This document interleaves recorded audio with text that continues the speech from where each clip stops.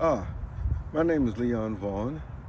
I'm a Revolutionary War reenactor for about the last 5 years.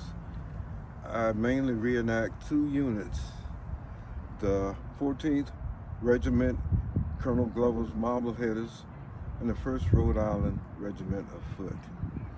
When I'm doing Colonel Glover's Marbleheaders, the unit that helped Washington get across water, it's very fascinating because after the Battle of Long Island, and Washington was backed up on the East River, before the British could come and capture him, some of the men of Washington's army went up Manhattan Island and confiscated all the boats they could, brought him back to where he was hemmed up against the East River, about where the Manhattan Bridge is now. And that night, they ferried Washington's army across the East River. The British Navy couldn't come up and get them because it was at night and it was foggy. And that night, when Washington's army was ferried across the East River, when the British went to capture Washington's army at the camp, they captured 3 men. And they were captured because they stayed behind to loot the camp.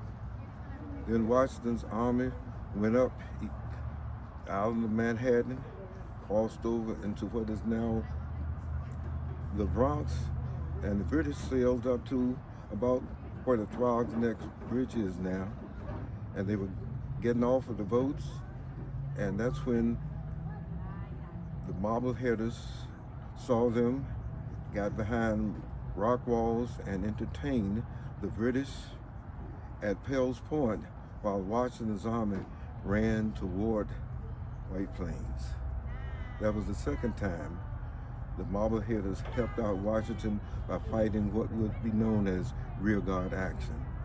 The last time the Marbleheaders helped out Washington to get across water was Christmas 1776. Washington was in Pennsylvania. They wanted to get to Trenton, New Jersey.